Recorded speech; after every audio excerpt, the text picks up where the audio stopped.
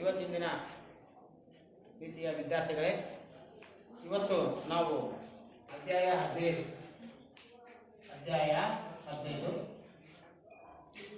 ತರಗತಿ 9 ವಿಜ್ಞಾನ ಅಧ್ಯಾಯ 15 ಆಹಾರ ಸಂಪನ್ಮೂಲಗಳಲ್ಲಿ ಯಾರು ಮಾತಾಡೋದು? ಸಂಪನ್ಮೂಲಗಳಲ್ಲಿ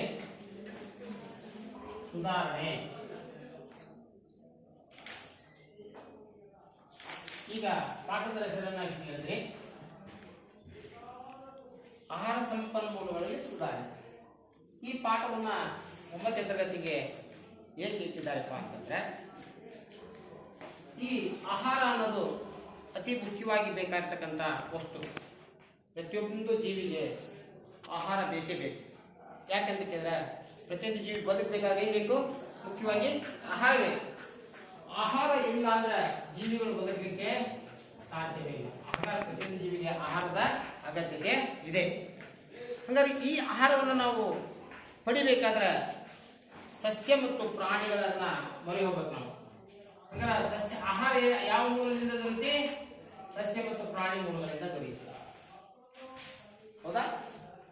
ಈಗ ಸಸ್ಯಗಳಿಂದ ನಮ್ಗೆ ಗೊತ್ತಿದೆ, ನಾವು ದಿನನಿತ್ಯ ಅಕ್ಕಿ, ಹೌದಾ, ಜೋಳ, ರಾಗಿ, ಹೌದಾ, ಹೀಗೆ ಅನೇಕ ತರಹದ ಪದಾರ್ಥಗಳನ್ನು ನಾವು ಯಾವ ಮೂಲದಿಂದ ಪಡಿತೀವಿ?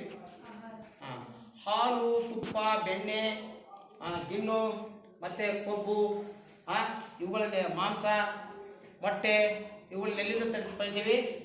ಪ್ರಾಣಿಯಿಂದ ಪಡಿತೀವಿ. ಹೌದಲ್ಲ? ಒಟ್ಟಾರೆ ಈಗ ಸಸ್ಯ ಮತ್ತು ಪ್ರಾಣಿ ಮೂಲದಿಂದ ನಮ್ಮ ಆಹಾರ ಪೂರೈಕೆಯನ್ನು ಮಾಡಿಕೊಳ್ತೇವೆ. ಆದ್ರೆ ಇತ್ತೀಚಿನ ದಿನಗಳಲ್ಲಿ ಏನಾಗ್ತಾ ಇದೆ ಅಂತ ಕೇಳಿದ್ರೆ, ದಿನದಿಂದ ದಿನಕ್ಕೆ ಜನಸಂಖ್ಯೆ ಏನಾಗ್ತಾ ಇದೆ? ಹೆಚ್ಚಾಗ್ತಾ ಇದೆ. ಜನಸಂಖ್ಯೆ ಏನಾಗ್ತಾ ಇದೆ? ಈಗ ಜನಸಂಖ್ಯೆ ಹೆಚ್ಚಳ ಆಗ್ತಾ ಇರೋದ್ರಿಂದ ಏನ್ ಸಮಸ್ಯೆ ಆಗ್ತಾ ಇದೆಪ್ಪ?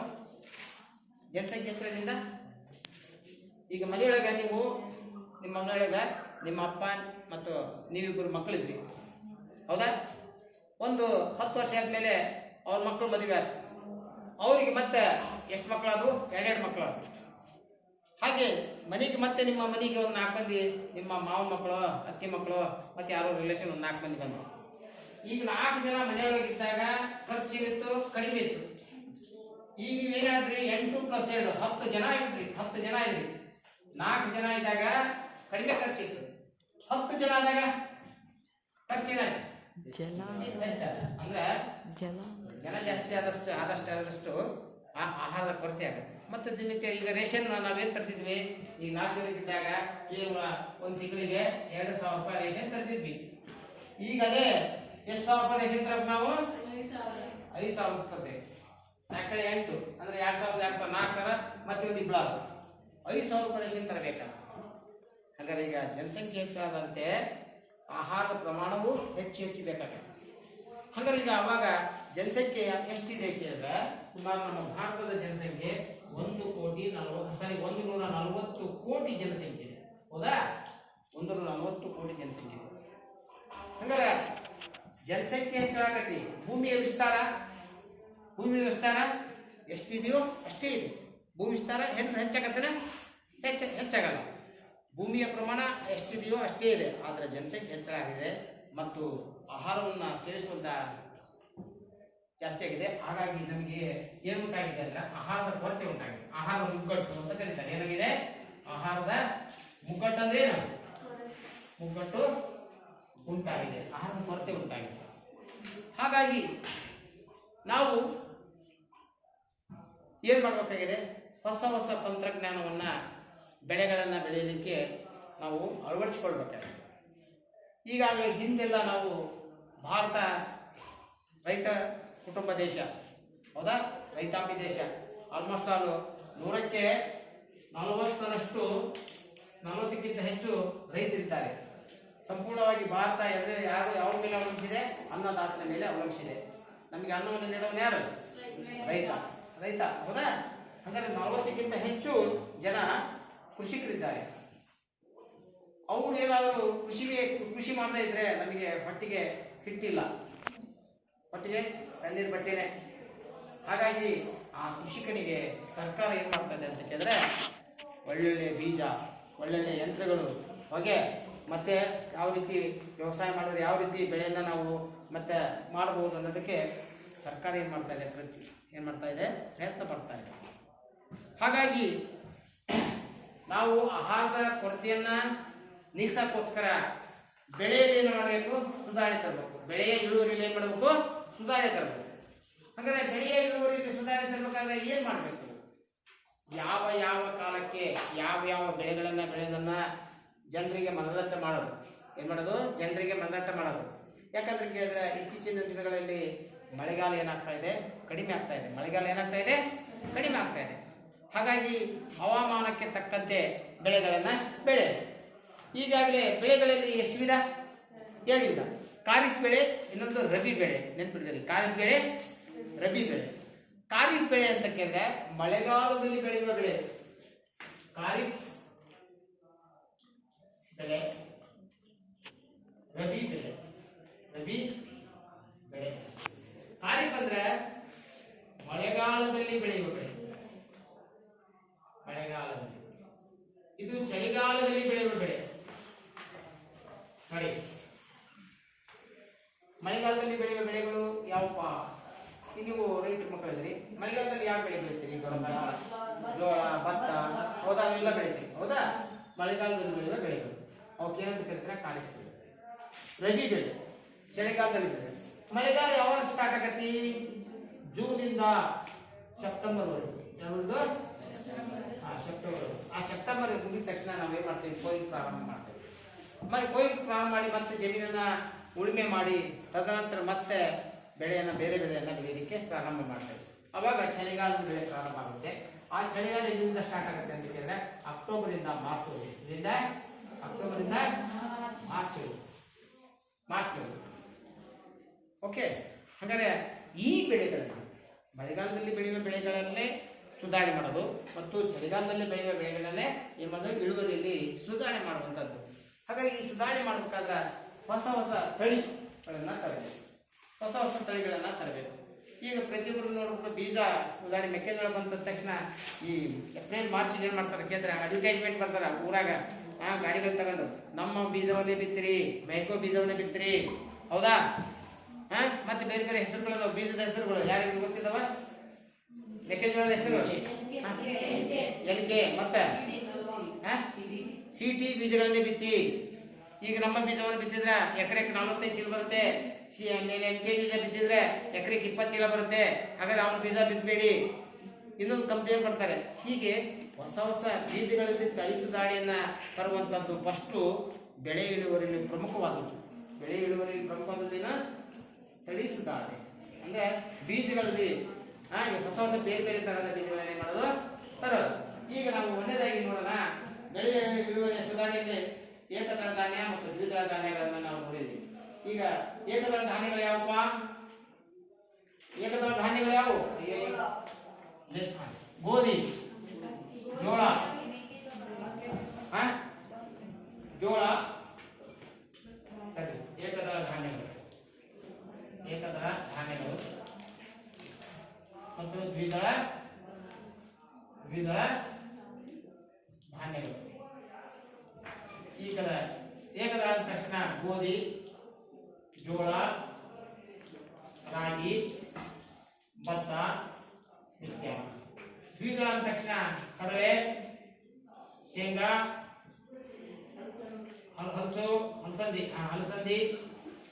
ಅಲಸಂದಿ, ಹೆಸರು ಕಾಳು,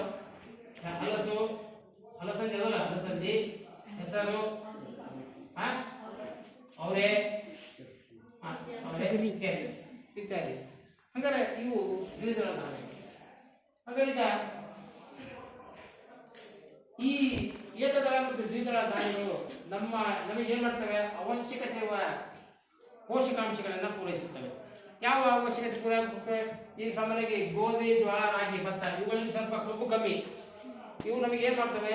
ಕಾರ್ಬೋಹೈಡ್ರೇಟ್ಗಳನ್ನು ಮತ್ತು ಕೆಲವು ಸ್ವಲ್ಪ ಮಟ್ಟಿಗೆ ಪ್ರೋಟೀನ್ ಅನ್ನ ಪೂರೈಸ್ತವೆ. ಆದ್ರೆ ದ್ವಿದಳ ಧಾನ್ಯಗಳು ಕಡಲೆ, ಶೇಂಗಾ ಅಂದಾಗ ಎಣ್ಣೆ ತೆಗಿತಾರೆ, ಹೌದಾ? ಅವು ಏನ್ ಮಾಡ್ತವೆ? ಕೊಬ್ಬುಗಳನ್ನ ಪೂರೈಸುತ್ತವೆ.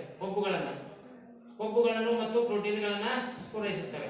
ಹಾಗಾಗಿ ಇವು ಕಾರ್ಬೋಹೈಡ್ರೇಟ್ಗಳನ್ನ ನೆನಪಿಡಿದರೆ ಕಾರ್ಬೋಹೈಡ್ರೇಟ್ಗಳನ್ನ ಪೂರೈಸುತ್ತವೆ. ಇವು ಕೊಬ್ಬು ಮತ್ತು ಪ್ರೋಟೀನ್ಗಳನ್ನ ಪೂರೈಸುತ್ತವೆ. ಹಾಗಾದ್ರೆ ನಮ್ಮ ದೇಹ ಬೆಳಿಬೇಕಾದ್ರೆ ಈ ಎರಡು ಧಾನ್ಯಗಳು ಬೇಕೇ ಬೇಕು. ಹೌದಾ? ಪ್ರೋಟೀನು ಮತ್ತು ಕೊಬ್ಬು ಇಲ್ಲದೆ ಹೋದ್ರೆ ನಮ್ಮ ದೇಹ ಏನಾಗೋದಿಲ್ಲ, ಬೆಳೆಯೋದಿಲ್ಲ. ಓಕೆ, ಈಗ ಜೀವಸತ್ವಗಳು ಮತ್ತು ಖನಿಜಗಳು ಇವು ಸಹ ಒಂದು ಆಹಾರದ ಒಂದು ಭಾಗ. ಆ ಜೀವಸತ್ವಗಳು ಮತ್ತು ಖನಿಜಗಳು ಸಾಮಾನ್ಯವಾಗಿ ಹಣ್ಣುಗಳಿಂದ ದೊರೆಯುತ್ತವೆ, ತರಕಾರಿಗಳಿಂದ ದೊರೆಯುತ್ತವೆ. ಅಂದರೆ ಈ ತರಕಾರಿಗಳು, ಹಣ್ಣುಗಳು ಮತ್ತೆ ಏಕದಳ ಧಾನ್ಯಗಳು, ದ್ವಿದಳ ಧಾನ್ಯಗಳು ಇವೆಲ್ಲವೂ ಸಹ ಸಸ್ಯ ಮೂಲಗಳಿಂದ ದೊರೆಯುವಂತಹ ಪದಾರ್ಥಗಳು. ಇವುಗಳಿಂದ ಸಸ್ಯ ಮೂಲಗಳಿಂದ ದೊರೆಯುವಂತಹ ಪದಾರ್ಥಗಳು. ನಮ್ಮ ಆಹಾರದ ಮುಖ್ಯ ಘಟಕಗಳು ಯಾವುವು ಅಂತ ಕೇಳಿದ್ರೆ ಕಾರ್ಬೋಹೈಡ್ರೇಟ್ಗಳು, ಪ್ರೋಟೀನ್ಗಳು, ಲಿಪಿಡ್ಗಳು, ಜೀವಸತ್ವಗಳು, ಖನಿಜಗಳು. ಇನ್ನು ನಾರುಗಳು, ನೀರು ಬಿಡಿ ಬೇರೆ, ಹೌದಾ? ಆದರೆ ಈ 5 ಆಹಾರದ ಘಟಕಗಳನ್ನ ಪೂರೈಸುವಂತಹ ಪದಾರ್ಥಗಳು ಯಾವಪ್ಪ ಅಂತ ಕೇಳಿದ್ರೆ ನಾವು ಬೆಳೆಯುವಂತಹ ಬೆಳೆಗಳು. ಓಕೆ, ಅದು ಏಕದಳ ಮತ್ತು ದ್ವಿದಳ ಧಾನ್ಯಗಳು ಮತ್ತು ಹಣ್ಣುಗಳು, ತರಕಾರಿಗಳು ಇವೆಲ್ಲ ನಮ್ಮ ಏನ್ ಮಾಡ್ತವೆ, ಎಲ್ಲಾ ಪೋಷಕಾಂಶಗಳನ್ನು ನಮ್ಮ ದೇಹಕ್ಕೆ ಪೂರೈಸುತ್ತವೆ. ಓಕೆ, ಈಗ ಹಂಗಾರೆ ವಿವಿಧ ಬೆಳೆಗಳನ್ನ ಬೆಳಿಲಿಕ್ಕೆ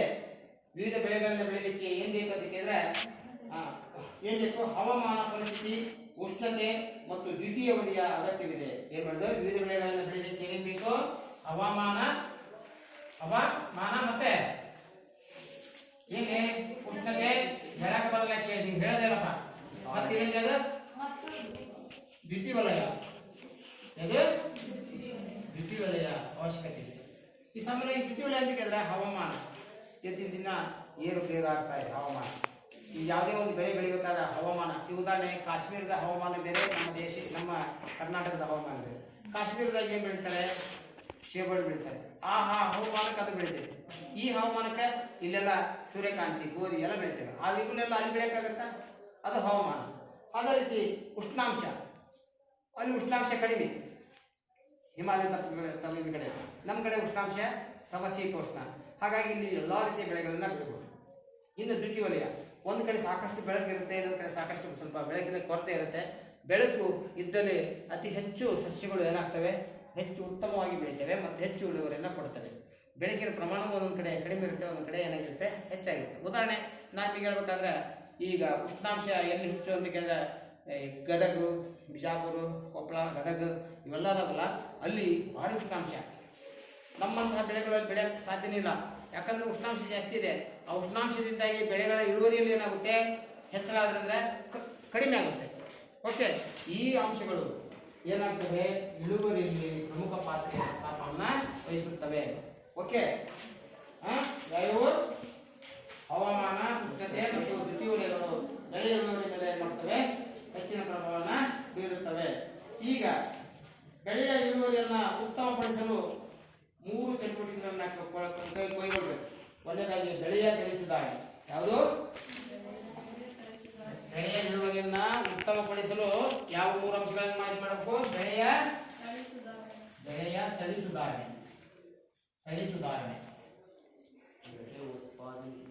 ಎರಡನೇದು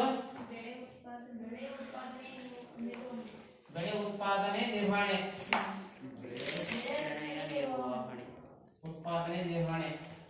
ಇನ್ನೊಂದು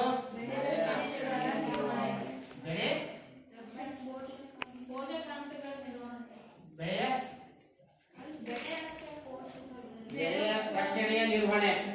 ಏನೇನು ಹೇಳ್ಕಂತ ಗೊತ್ತಿಲ್ಲ, ಏನು ಗೊತ್ತಿಲ್ಲ. ಬೆಳೆಯ ರಕ್ಷಣೆಯ ನಿರ್ವಹಣೆ ಅಂದ್ರೆ ಸುಮ್ಮನೆ ಏನಾದ್ರು ಗೊತ್ತಿಲ್ಲದ ಹೇಳ್ಬಿಡೋದಂಗೆ. ಬೆಳೆಯ ತಳಿ ಸುಧಾರಣೆ. ಈಗ ಬೆಳೆ ತಳಿ ಸುಧಾರಣೆಯಲ್ಲಿ ಏನೇನು ಬರ್ತಪ್ಪ ಅಂತ ಕೇಳಿದ್ರೆ, ಈಗ ನಾವು ಉತ್ತಮವಾದ ತಳಿಯನ್ನ ಆಯ್ಕೆ ಮಾಡಬೇಕು. ಸಸ್ಯಗಳ ತಳಿಯನ್ನು ಏನ್ ಮಾಡಬೇಕು? ಉತ್ತಮವಾದ ತಳಿಯನ್ನು ಹೊಂದಿರತಕ್ಕಂಥ ಸಸ್ಯಗಳನ್ನ ಆಯ್ಕೆ ಮಾಡಬೇಕು. ತಳಿ ಆಯ್ಕೆ ಎಂತ ತಳಿ ಆಯ್ಕೆ? ಉತ್ತಮವಾದ ಸಸ್ಯಗಳನ್ನ ಆಯ್ಕೆ ಮಾಡಿಕೊಂಡ್ರೆ ಅವು ಉತ್ತಮವಾಗಿ ಬೆಳಿತವೆ.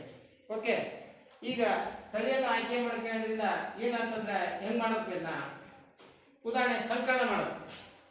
ಸಂಕಲನ ಅಂದ್ರೆ ಏನು? ಒಂದು ಸಸ್ಯವನ್ನ ಅನುವಂಶಿಕವಾಗಿರುವ ವಿಭಿನ್ನವಾಗಿರುವ ಸಸ್ಯಗಳನ್ನ ಅಡ್ಡ ಹಾಯಿಸಿ ಏನ್ ಮಾಡ್ತಾರೆ? ಸಂಕರಗೊಳಿಸ್ತಾರೆ. ಎರಡು ವಿಭಿನ್ನವಾಗಿರುವ ಸಸ್ಯಗಳನ್ನು ಏನ್ ಮಾಡ್ತಾರೆ ಅಡ್ಡ ಹಾಯ್ತಾರೆ. ಉದಾಹರಣೆ ನಿಮಗೆ ಈಗಾಗಲೇ ನಮಗೆ ಗೊತ್ತಿದ್ದಂಗೆ 40 ವರ್ಷದ ಹಿಂದೆ ಉತ್ತರ ಈ ಸಣ್ಣ ಟೊಮೆಟೊ ಬಂದದ್ದು, ಚಪ್ರದ ಟೊಮೆಟೊ ಅಂತ ಗೊತ್ತಿತ್ತೆ, ಸಣ್ಣದಿತ್ತು, ಸಣ್ಣ ಬೀಜ ಭಾಳ ಇತ್ತು, ಸಣ್ಣ ಹಣ್ಣಿತ್ತು. ಈಗ ಆ ಹಣ್ಣು ಕಮ್ಮಿ ಆಗಿದೆ, ಅಲ್ಲೊಂದು ಇಲ್ಲೊಂದು ಬೆಳಿತಿದ್ವಿ. ಒಂದು ಗಿಡದಾಗ ಸುಮಾರು 100 ಗೊಂಚು ದ್ರಾಕ್ಷಿ ಗೊಂಚು ಬೆಳಿತಿದ್ವಿ. ಆ ಹಣ್ಣನ್ನ ತಿನ್ನಕ್ಕೆ ಇಷ್ಟಪಡಲ್ಲ.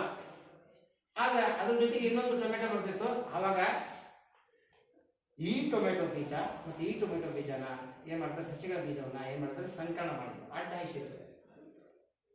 ಅಡ್ಡ ಹಾಯಿಸಿದ್ರಿಂದ ಒಂದು ಹೊಸ ಬೀಜ ಏನಾಯ್ತು, ಉತ್ಪತ್ತಿ ಆಯ್ತು. ಆ ಹೊಸ ಬೀಜನ ಏನ್ ಮಾಡಿದ್ರು, ಮತ್ತೆ ಬಳಕೆ ಹೊಡಿಸಿದ್ರು.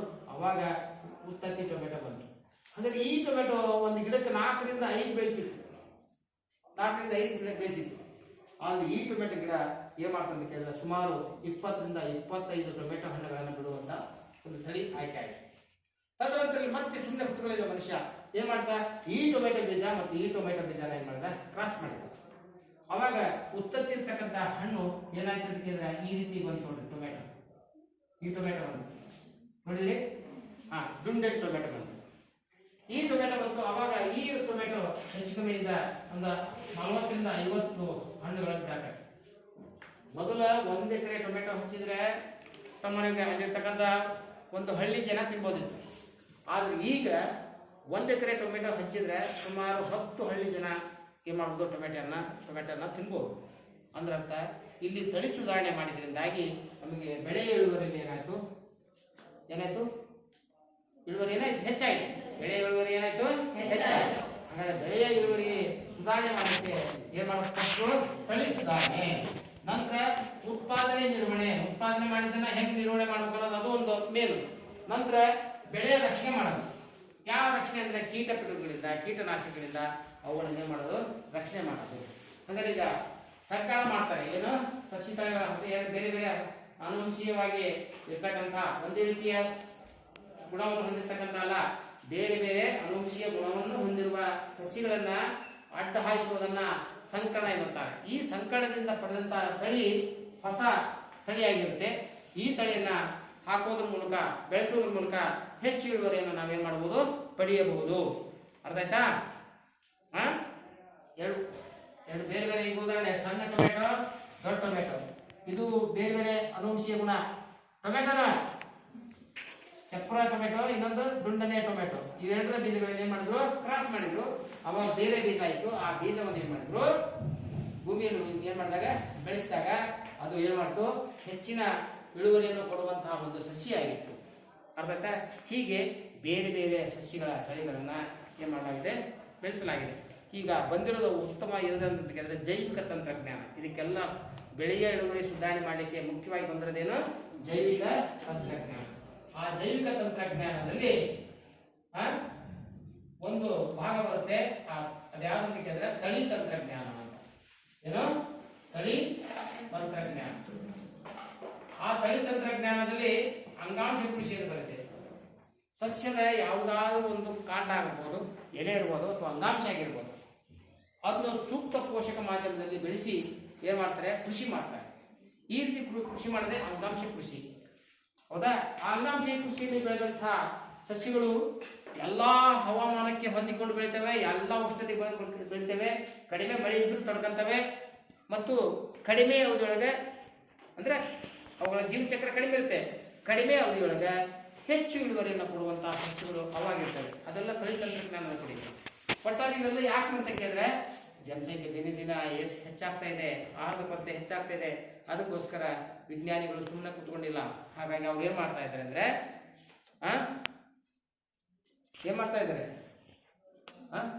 ವಿಜ್ಞಾನಿಗಳು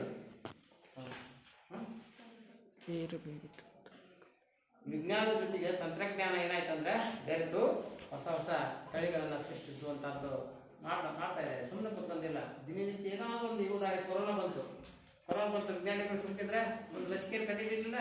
ಹಂಗೆ ಏನ್ ಮಾಡ್ತಾರೆ ವಿಜ್ಞಾನಿಗಳು, ಸಾಕಷ್ಟು ಆಲೋಚನೆಗಳು ಮಾಡಿ ಪ್ರಯೋಗ ಮಾಡಿ ಏನ್ ಮಾಡ್ತಾರೆ, ಹೊಸದೊಂದನ್ನ ಏನ್ ಮಾಡ್ತಾರೆ, ಪತ್ತೆ ಹಚ್ತಾರೆ. ಅರ್ಥಾತ? ಈಗ ತಳಿ ಸುಧಾರಣೆ ಆಯ್ತು. ಈ ತಳಿ ಸುಧಾರಣೆ ಆಗ್ಬೇಕಾದ್ರೆ ಯಾವ್ಯಾವ ಅಂಶಗಳು ಮುಖ್ಯವಾಗಿದೆ. ತಳಿ ಸುಧಾರಣೆ ಮುಖ್ಯ ಉದ್ದೇಶ ಏನಪ್ಪಾ ಅಂತ ಕೇಳಿದ್ರೆ ಒಂದೊಂದೇ ಘಟನೆ ಬರ್ಕೊಳ್ಳಿ. ಅಧಿಕ ಇಳುವರಿ ಪಡೆಯೋದು. ಏನ್ ಮಾಡೋದು? ಅಧಿಕ ಇಳುವರಿ ಅಂತ ಹೇಳೋದು. ಅಧಿಕ ಇಳುವರಿಯನ್ನ ಪಡೆಯೋದು ಅಂದ್ರೆ ಪ್ರತಿ ಎಕರೆ ಬೆಳೆಯ ಉತ್ಪಾದನೆ ಏನ್ ಮಾಡೋದು? ಪ್ರತಿ ಎಕರೆಗೆ ಬೆಳೆಯ ಉತ್ಪಾದನೆ ಏನ್ ಮಾಡೋದು? ಅಧಿಕ ಇಳುವರಿ. ತಳಿ ಸುಧಾರಣೆಯ ಉದ್ದೇಶ ಅಧಿಕ ಇಳುವರಿ. ಪ್ರತಿ ಎಕರೆ ಜಮೀನಿನೊಳಗ ಇಳುವರಿಯನ್ನು ಏನ್ ಮಾಡೋದು? ಹೆಚ್ಚು ಉತ್ಪಾದನೆ ಮಾಡುವಂತದ್ದು. ನಂತರ ಸುಧಾರಿತ ಗುಣಮಟ್ಟ. ಎರಡನೇದೇನು? ಸುಧಾರಿತ ಗುಣಮಟ್ಟ.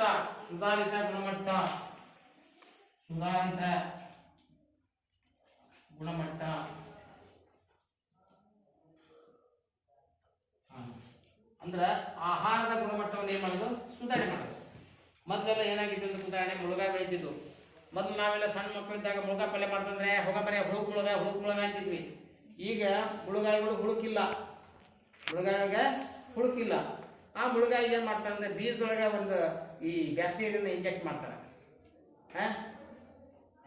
ಎಸ್ನೆಸ್ ತುರಿಂಜಿಯನ್ಸಿಸ್ ಅಂತ ಒಂದು ಬ್ಯಾಕ್ಟೀರಿಯಾನ ಏನ್ ಮಾಡ್ತಾರೆ ಆ ಮುಳುಗಾಯಿ ಗಿಡದ ಬೀಜಕ್ಕೆ ಮಾಡ್ತಾರೆ. ಅದು ಏನ್ ಮಾಡುತ್ತೆ? ಸಸಿ ಬೆಳೆದಂಗೆ ಅದು ಒಂದು ವಿಷಕಾರಿ ವಸ್ತುವನ್ನು ಉತ್ಪತ್ತಿ ಮಾಡುತ್ತೆ, ಬ್ಯಾಕ್ಟೀರಿಯಾ. ಅರ್ಥಾತ? ಈಗ ಅದು ಮುಳುಗಾಯಿಗಳ ಎತ್ತರವಾಗಿ ಬೆಳೆದಂಗೆ ಅದರ ದೇಹದೊಳಗೆ ಏನಾಗತಿ? ವಿಷಕಾರಿ ವಸ್ತು ಬೆಳಿತೈತಿ. ಈಗ ಯಾವ್ದಾದ್ರೂ ಒಂದು ಬಂದು ಕೀಟ ಅದು ತಿನ್ನಕ್ ಬಂದ್ರೆ ಆ ಕೀಟ ಏನಾಗುತ್ತೆ? ಸತ್ತೋಗ್ಬಿಡುತ್ತೆ. ಉದಾಹರಣೆ ನನ್ನ ದೇಹದ ವಿಷಯ ಇದೆ, ಹಾವು ಬಂದು ಕಚ್ಚಿದ್ರೆ ನಾ ಸಾಯಲ್ಲ, ಹಾವಿ ಸತ್ತು ಬಿಡುತ್ತೆ. ಆ ಥರ ಹಂಗೆ ಬೀಜದಲ್ಲಿ ಸುಧಾರಣೆ ತರೋದು. ಬೀಜದಲ್ಲಿ ಅಂದ್ರೆ ಹುಳುಕು ಬೀಜಗಳನ್ನ ಆದಷ್ಟು ಇದು ಮಾಡದೆ ಒಳ್ಳೊಳ್ಳೆ ಬೀಜಗಳ ಸುಧಾರಿತ ಗುಣಮಟ್ಟದ ಬೀಜಗಳನ್ನು ಏನ್ ಮಾಡೋದು? ಬೆಳವಣಿಗೆ ಮಾಡೋದು. ಇದು ಒಂದಾಗಿದೆ. ನಂತರ ಮೂರನೇ ಜೈವಿಕ ಅಜೈವಿಕ ಪ್ರತಿರೋಧತೆ. ಈಗಾಗಲೇ ಜೈವಿಕ ಮತ್ತು ಅಜೈವಿಕ ವಿರೋಧತೆ. ಈಗ ರೋಗಗಳು ಬರದಂತೆ ಬೆಳೆಯನ್ನ ರಕ್ಷಣೆ ಮಾಡೋದು. ಅದನ್ನ ನಿಮ್ಗೆ ಹೇಳಿದ್ನಲ್ಲ, ಬ್ಯಾಕ್ಟೀರಿಯಾಗಳನ್ನ ಇಂಜೆಕ್ಟ್ ಮಾಡೋದಾಗ್ಲಿ ಮತ್ತೆ ಬೇರೆ ಬೇರೆ ಜೀವಿಗಳಿಗೆ ಇಂಜೆಕ್ಟ್ ಮಾಡೋದ್ರಿಂದ ಅನೇಕ ಕೀಟನಾಶಕ ಕ್ರಿಮಿನಾಶಕಗಳು ಏನಾಗಲ್ಲ ಆ ಗಿಡಗಳ ಹತ್ರ ಬರೋದಿಲ್ಲ. ಅದು ಜೈವಿಕ ನಿರೋಧತೆ.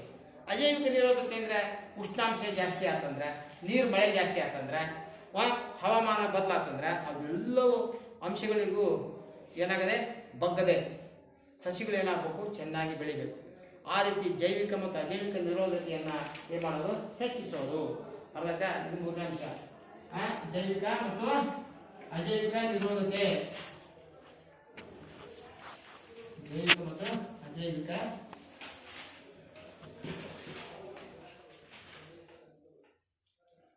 ನಿರೋಧತೆಯನ್ನು ಹೆಚ್ಚಿಸೋದು. ಇದು ಮೂರನೇದು. ಇಳುವರಿಯನ್ನು ಉತ್ತಮಪಡಿಸಲಿಕ್ಕೆ ಮೂರನೇ ವಿಧಾನ ಯಾವುದು? ಜೈವಿಕ ಮತ್ತು ಅಜೈವಿಕ ಪ್ರತಿರೋಧತೆಯನ್ನು ಮಾಡೋದು. ಮತ್ತ ಪರಿಪಕ್ವತೆಯ ಅವಧಿ ಬದಲಾವಣೆ. ಪರಿಪಕ್ವತೆಯ ಅವಧಿ ನಾಲ್ಕನೇದು ಯಾವುದು? ಪರಿಪಕ್ವತೆಯ ಅವಧಿ.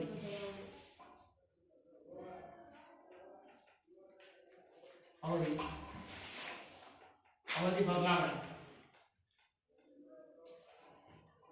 ನೋಡ್ರಿ. ಹೀಗೆ ಹಿಂದೆಲ್ಲ ಒಂದು ಇಳುವರಿ ಪಡಿಬೇಕಾದ್ರೆ ಕನಿಷ್ಠ 4 ತಿಂಗಳು 5 ತಿಂಗಳು ಬೇಕಾಗಿತ್ತು. ಜೂನ್ ಒಳಗೆ ಹಾಕಿದ್ರೆ June, July, August, September, October ಹಿಂಗ ಅಲ್ಲಿವರೆಗೂ ಬರೋವು. ಆದ್ರೆ ಮಳೆ ಕೈ ಕೊಡ್ತಂದ್ರೆ ಇಳುವರಿ ಹೋಗ್ಬಿಡೋದು. ಈಗ ಹಂಗಲ್ಲ. ಈ ಸಸಿಗಳು ಬೇಗ ಬೆಳೆದು ಅವು ಬೇಗ ಏನ್ ಮಾಡಬೇಕು? ಫಲಗಳನ್ನ ಕೊಡ್ಬೇಕು, ಇಳುವರಿಯನ್ನು ಕೊಡ್ಬೇಕು. ಅಂತ ಸಸಿಗಳನ್ನ ಅಭಿವೃದ್ಧಿ ಪಡಿಸ್ತಾ ಇದ್ದಾರೆ. ಉದಾಹರಣೆ ನಿಮಗೆ ಈಗ ಎಲ್ಲ ಕಲ್ಲಂಗಡಿ ಇರ್ಬೋದು, ಆಮೇಲೆ ಕೆಕ್ಕರ್ಲಣ್ಣು ಇರ್ಬೋದು, ಆಮೇಲೆ ಅದು ಕುಂಬಳ ಇರ್ಬೋದು, ಆಮೇಲೆ ಸೌತೆಕಾಯಿ ಇರ್ಬೋದು, ಆಮೇಲೆ ಉದ್ದದ ಕಾಯಿ ಪಡವಲಕಾಯಿ ಇರ್ಬೋದು, ಯಾವುದೇ ಬೀಜ ಇರಲಿ ಅವು 70 ದಿನದಾಗ ಬೀಜ ಊರಿ 70 ದಿನದಾಗ ಫಲ ಕೊಡ್ತವೆ. ಎಷ್ಟು ದಿನದೊಳಗೆ? 70. ಅಂದ್ರೆ 2 ತಿಂಗಳು 10 ದಿನದೊಳಗೆ ಪರಿಪಕ್ವವಾಗಿ ಅವು ನಮ್ಗೆ ಏನ್ ಮಾಡ್ತವೆ? ಆಹಾರವನ್ನು ಒದಗಿಸ್ತವೆ. ಹಂಗಾಗಿ ಏನಾಗಿದೆ ಅಂದ್ರೆ ಪರಿಪಕ್ವತೆಯ ಅವಧಿಯನ್ನು ಬದಲಾವಣೆ ಮಾಡಿದೆ. ಹಾಗಾಗಿ ಮೊದಲೆಲ್ಲ 1 ವರ್ಷದಲ್ಲಿ 2 ಬೆಳೆಗಳನ್ನ ಬೆಳೀತಿದ್ರು. 1 ವರ್ಷದಲ್ಲಿ ಎಷ್ಟು ಬೆಳೆಗಳನ್ನ ಬೆಳೀತಿದ್ರು? 2 ಬೆಳೆಗಳನ್ನ ಬೆಳೀತಾರೆ. ಆದ್ರೆ ಇತ್ತೀಚಿನ ದಿನಗಳಲ್ಲಿ 1 ವರ್ಷದಲ್ಲಿ 3, 4 ಬೆಳೆಗಳನ್ನು ಬೆಳೀತಾ ಇದ್ದಾರೆ. 2 ಅಂದ್ರೆ 2 ತಿಂಗಳ 10 ದಿನದಲ್ಲಿ. ಆದ್ರೆ ನಡುವೆ ಮತ್ತೆ ಉಳುಮೆ ಮಾಡ್ಲಿಕ್ಕೆ ಮತ್ತೆ ಫಲವನ್ನು ಸ್ವಲ್ಪ ಇದು ಮಾಡ್ಲಿಕ್ಕೆ ಏನ್ ಮಾಡ್ತಾರೆ ಅಂದ್ರೆ ಮತ್ತೊಂದು 15 ದಿನ 1 ತಿಂಗಳ ತಗೊಂತಾರೆ. 1 ತಿಂಗಳಾದ್ಮೇಲೆ ಮತ್ತೆ ಆಲ್ರೆಡಿ ಬೇರೆ ಕಡೆಯನ್ನ ಸಸಿಗಳು ಇರ್ತವೆ, ತಗೊಂಬಂದ ಹೊಲ ಹೊಡೆದು ಹಾಕಿ ಬಿಡದೆ. ಮೂರು ತಿಂಗಳಲ್ಲಿ ಏನು ಮಾಡ್ಬೋದು, ಬೆಳೆಯನ್ನು ನಾವು ಏನು ಮಾಡ್ಬೋದು, ಪಡಿಬೋದು. ಇದರಿಂದ ಏನಾಗುತ್ತೆ, ಆಹಾರದ ಕೊರತೆ ನಿಗುತ್ತಲ್ಲ, ಮತ್ತು ಅವು ಬೆಳೆದಂಥ ರೈತನು ಸಹ ಏನಾಗ್ತಾನೆ, ಉತ್ತಮ ಆಗ್ತಾನೆ, ನಮಗೆ ದೇಶಕ್ಕೂ ಸಹ ಏನಾಗುತ್ತೆ, ಆಹಾರದ ಕೊರತೆ ನೀಗುತ್ತೆ. ಓಕೆ, ಈಗ 5ನೇ ಅಂಶ ಯಾವಪ್ಪ ಅಂತ ಕೇಳಿದ್ರೆ ವ್ಯಾಪಕ ಹೊಂದಾಣಿಕೆ ಮಾಡೋದು. ಅಂದ್ರೆ ಈಗ ಸಾಮಾನ್ಯವಾಗಿ ಈ ಇಳುವರಿಯನ್ನು ಬೆಳಿತೀವಿ, ಆ ಇಳುವರಿ ಬೆಳೆದಾದ್ಮೇಲೆ ಅದನ್ನು ನಮ್ಗೆ ಎಷ್ಟು ಬೇಕು ಅಷ್ಟು ಇಟ್ಕೊಂಡು ಇನ್ನೊಂದು ಏನು ಮಾಡ್ತೀವಿ, ವ್ಯಾಪಾರಸ್ಥರಿಗೆ ಮಾರಾಟ ಮಾಡ್ತೀವಿ. ಹಾಗೆ ವ್ಯಾಪಾರಸ್ಥರಿಗೂ ಮತ್ತು ರೈತರಿಗೂ ಏನಿರಬೇಕು, ವ್ಯಾಪಾರಕ್ಕೆ ಹೊಂದಾಣಿಕೆ ಇರಬೇಕು. ಆಮೇಲೆ ವ್ಯಾಪಾರಸ್ಥರು ಮತ್ತೆ ಏನು ಮಾಡ್ತಾರೆ, ಸರ್ಕಾರ ಏನು ಮಾಡುತ್ತೆ, ವ್ಯಾಪಾರಿಯಿಂದ ಮತ್ತೆ ಸರ್ಕಾರ ಏನು ಮಾಡುತ್ತೆ, ಆಹಾರ ಧಾನ್ಯವನ್ನು ಪಡಿತೀವಿ. ಅವಾಗ ಅದಕ್ಕೆ ಸಂಬಂಧವಾಗಿ ಅದಕ್ಕೆ ಬೆಲೆ ಇರಬೇಕು, ಇಳುವರಿಗೆ ಏನಿರಬೇಕು, ಬೆಲೆ ಇರಬೇಕು. ಆ ಬೆಲೆಯನ್ನು ನಿಗದಿ ಸರ್ಕಾರವೇ ಮಾಡುತ್ತೆ. ಇದೆ ಮತ್ತು ರೈತರಿಗೆ ಮತ್ತು ಸರ್ಕಾರ ಇರ್ತಕ್ಕಂಥ ಹೊಂದಾಣಿಕೆ. ಈಗ ನೆಕ್ಸ್ಟ್ ಬೆಳೆಗಳಿಗೆ ಸಂಬಂಧಿಸಿದ ಅಪೇಕ್ಷಣೀಯ ಗುಣಲಕ್ಷಣಗಳು. ಈಗ ಅಪೇಕ್ಷಣೀಯ ಗುಣಗಳು ಅಂತ ಕೇಳಿದ್ರೆ ಈಗ ಏನಪ್ಪ, ಬೆಳೆ ಎತ್ತರವಾಗಿ ಬೆಳಿಬೇಕು, ಗಿಡ್ಡಿ ಬೆಳಿಬೇಕು ಅನ್ನೋದು. ಈಗ ಉದಾಹರಣೆ ನಾವು ನಮ್ಮ ಮನೆಯೊಳಗೆ ದನಕರುಗಳನ್ನು ಕಟ್ಟಿರ್ತೇವೆ, ಅವುಗಳಿಗೆ ಮೇವು ಬೇಕು. ಆ ಮೇವು ತಂದ ಸಾಮಾನ್ಯವಾಗಿ ಚಿಕ್ಕದಾಗಿತ್ತಂದ್ರೆ ದನಗಳಿಗೆ ಮೇವು ಸಾಗಲ್ಲ. ಅದಕ್ಕೋಸ್ಕರ ಕೆಲವು ಬೆಳೆಗಳನ್ನು ಎತ್ತರವಾಗಿ ಬೆಳೆಯುವಂತೆ ಏನು ಮಾಡಿ ಅಪೇಕ್ಷಣೀಯ ಗುಣವನ್ನು ಬೆಳೆಸೋದು. ಇನ್ನು ಕೆಲವು ಬೆಳೆಗಳು ಚಿಕ್ಕವಾಗಿ ಬೆಳೆಯೋ ಅವಶ್ಯಕತೆ, ಎತ್ತರವಾಗಿ ಬೆಳೆಯೋ ಅವಶ್ಯಕತೆ ಇಲ್ಲ. ಹಾಗಾಗಿ ಕೆಲವು ಸಸಿಗಳನ್ನು ಏನು ಮಾಡೋದು ಅಂದರೆ ಕಡಿಮೆ ಬೆಳೆ, ಇನ್ನು ಕೆಲವು ಸಸಿಗಳನ್ನ ಹೆಚ್ಚಿನ ಬೆಳೆಯನ್ನು ಬೆಳೆಯಲಿಕ್ಕೆ ಅವುಗಳನ್ನು ಆ ರೀತಿ ಗುಣಗಳನ್ನು ಏನು ಮಾಡೋದು, ತುಂಬೋದು.